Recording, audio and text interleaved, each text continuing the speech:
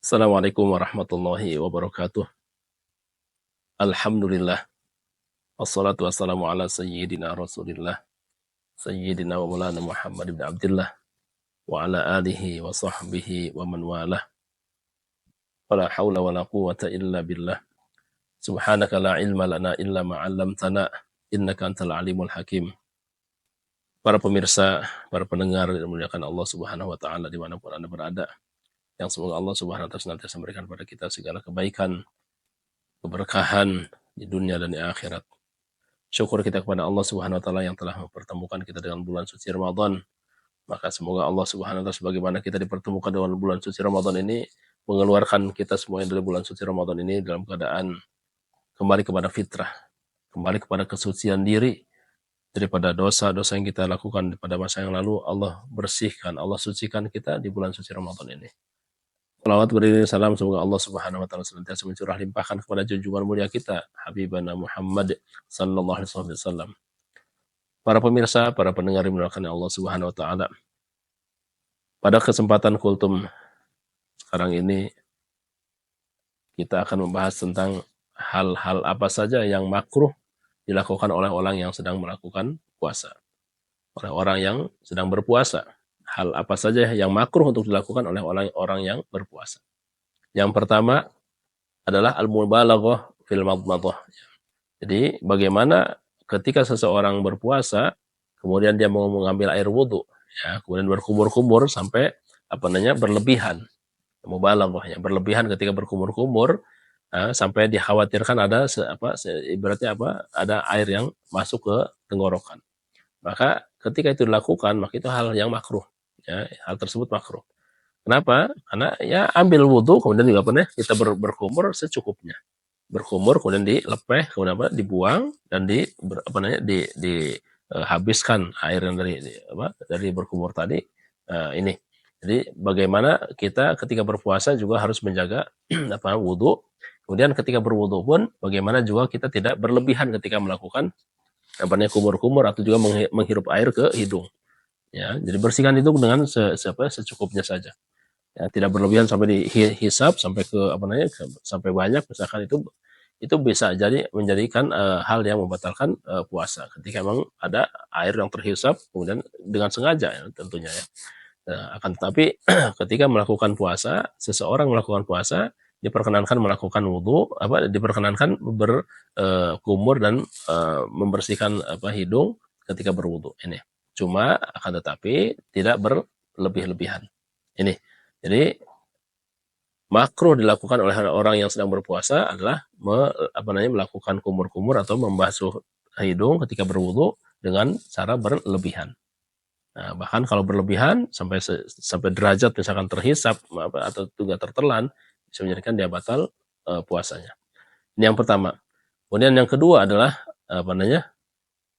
mencicipi makanan. Dzauqut ta'am, maksudnya mencicipi makanan. Jadi bisa dikatakan itu makruh, ya, kalau tidak ada hajat di situ.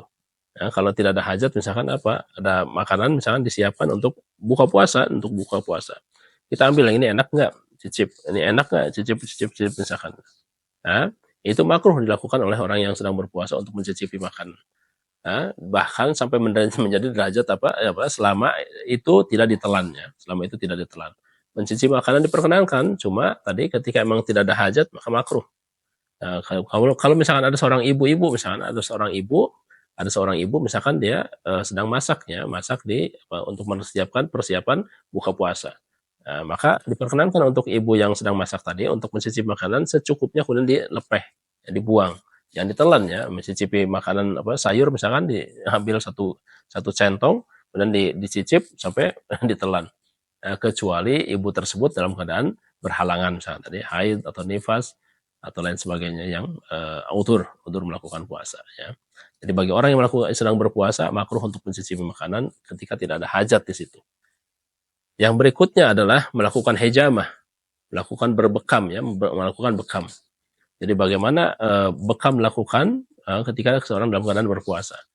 Diperkenankan, boleh seseorang berbekam, ya, ketika dia dalam keadaan berpuasa. Cuma kenapa dimakruhkan? Karena di situ ada kekhawatiran. Dia khawatirkan ketika berbekam dalam keadaan berpuasa, ketika berpuasa kan badan udah lemas ya, lemas. Kemudian bekam kan diambil darah yang kotor tentunya, darah kotor, maka menjadi tambah lemas lagi. Bisa jadi Bisa jadi akan menyebabkan dia pingsan misalkan. Ya, bisa jadi menyebabkan dia menjadi pingsan. Maka ini disebutkan bahwasannya berbekam adalah makruh. Ya, dimakruhkan untuk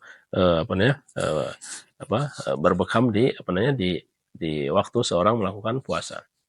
Ya, kemakruhan berikutnya adalah tidak ada hajat, akan tetapi kita tadi mungkin ngunyah ya, atau juga ngemut ya, mungkin ya ngemut karet, atau juga permen karet dan lain sebagainya misalnya tadi kan.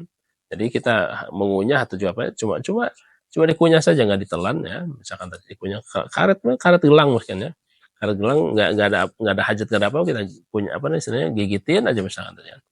Kenapa dimakruhkan? Khawatir kalau misalkan tidak ada hajat sedang dikulum atau juga dikunyah seperti itu, tertelan. Nah, maka ketika tertelan jadi batallah puasanya. Ini adalah beberapa hal yang perlu kita jauhkan diri kita daripada melakukannya ketika kita dalam keadaan berpuasa. Yang pertama, makruh yang pertama adalah berlebihan ketika berwudu, ketika berkumur dan membersihkan hidung ya, berlebih-lebihan. Nah, ini yang kedua adalah bagaimana seseorang ketika sedang dalam keadaan berpuasa mencicipi makanan pun tidak diperkenankan, cuma dimakruhkan. Bagaimana dia menjauhkan dirinya untuk tidak mencicipi makanan. Ya, kemudian yang berikutnya adalah melakukan hijamah atau berbekam. Bukan tidak boleh, bukan dilarang, akan tetapi tadi dia khawatirkan ketika seorang dalam keadaan berpuasa, lemas badannya, kurang fit misalnya tadi kan, kemudian dibekam tambah drop misalkan, atau mungkin menjadi sebab sakit, bukan tambah sehat malah tambah sakit, maka makruh melakukan hijamah di waktu dia berpuasa. Kemudian berikutnya adalah tidak ada hajat, tidak ada tidak ada hajat dan sebagainya, kemudian mengunyah karet atau lain sebagainya, cuma atau mungkin ngemil atau bukan tadi mungkin hal-hal yang berkaitan dengan membatalkan puasa kalau tertelan ya. Barangkali mungkin ada yang di antara kita ada yang karet gelang mungkin ya, dikunyah-kunyah dan ada khawatiran tertelan. Maka kalau tertelan berarti masuk ke dalam rongga perut, maka menjadi batal puasanya.